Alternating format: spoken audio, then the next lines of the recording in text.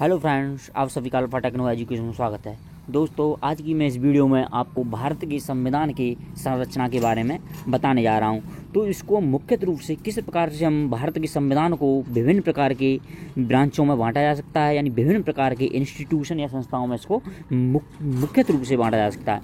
तो यहाँ पर सबसे पहले देखिए कि कॉन्स्टिट्यूशन ऑफ इंडिया को तीन भागों में बांटा गया है। सबसे पहला एग्जीक्यूटिव, जुडिशरी, पार्लियामेंट, जिनको हम मुख्य रूप से एग्जीक्यूटिव को कार्यपालिका कहते हैं, जुडिशरी को न्यायपालिका कहते हैं और पार्लियामेंट को हम विधायिका भी कह सकते हैं। तो थोड़ा मैं आपको इनके फंक्शन के बारे में बता दूंगा कि एग्जीक्यूटिव का काम होता है जो भी काम पार्लियामेंट के द्वारा जो भी कानून बनाया गया है उसको जो है कि भारत में उसको लागू करवाना मुख्य रूप से एग्जीक्यूटिव का काम होता है, यानी कार्यपालिका।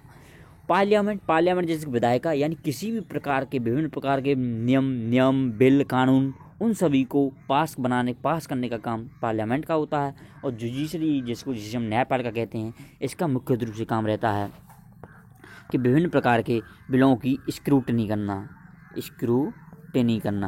तो आप समझ गए होंगे तीनों का अलग अलग फंक्शन क्या है और तीनों को किस प्रकार से पावर दी गई हैं, इसके बारे में भी हम आगे से डिफरेंट प्रकार से देखेंगे। तो सबसे पहले देखते हैं हम चलो दोस्तों आगे चलते हैं कि यूनियन एग्जीक्यूटिव देखते हैं, यानी कि सबसे कार्यपालिका भारत की किस प्रकार से काम करती है। तो एग्जीक्यूटिव को देखें तो सबसे पहले इसमें द प्रेसिडेंट होता है और उसके भी नीचे वाइस प्रेसिडेंट होता है। इसके बाद जो मुख्य रूप से होता है जो काउंसिल ऑफ मिनिस्टर, ये वेरी इंपॉर्टेंट होता है क्योंकि सारे महत्वपूर्ण डिसीजन इसी काउंसिल ऑफ मिनिस्टर के द्वारा लिए जाते हैं।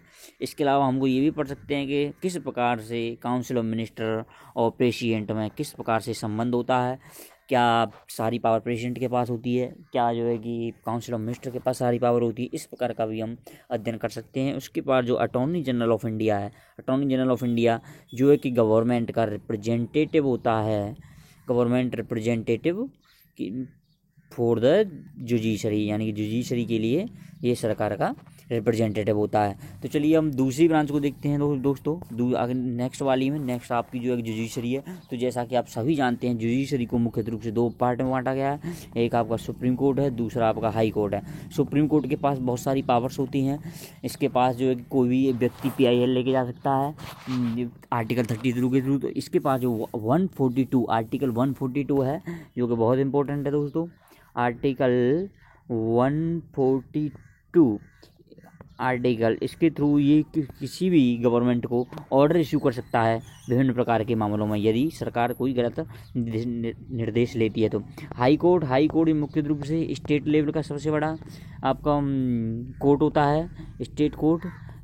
इसमें सारे स्टेट के सारे मामले हाई कोर्ट में ही विभिन्न प्रकार के सुने जाते हैं। तो चलिए अब तीसरी ब्रांच को दोस्तों देखते हैं। ये आपकी यूनियन लेजिस्लेचर है। यूनियन लेजिस्लेचर यानी कि केंद्रीय विधायिका। इस विधायिका में हम सबसे मुख्य रूप से इसको पार्लियामेंट भी कहते हैं।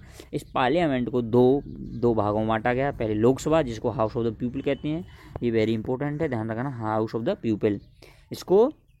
इसका दूसरा नाम लोअर हाउस भी कहते हैं, लोअर हाउस। अब इसका ध्यान रखिएगा, ये राज्यसभा है, ये काउंसिल ऑफ स्टेट है, इसको अपर हाउस भी कहते हैं दोस्तों, इसका ध्यान रखिएगा। इसमें बहुत इंपॉर्टेंट ये है क्योंकि हाउस ऑफ द पीपल इसलिए कहते हैं क्योंकि इसमें जो लोकसभा में सारे रिप्रेजेंटेटिव मेंबर ऑफ पार्लियामेंट जाते हैं वो लोगों के द्वारा सीधे रिक्रूट करके सीधे भेजे जाते हैं। जबकि राज्यसभा में यदि आप देखोगे तो राज्यसभा में जो भी मेंबर होते हैं वो राज्य सरकारों द्वारा इनडायरेक्ट इलेक्शन के थ्रू इस जगह पर भेजे जाते हैं। इस वजह से राज्यसभा काउंसिल ऑफ स्टेट भी कही जाती है।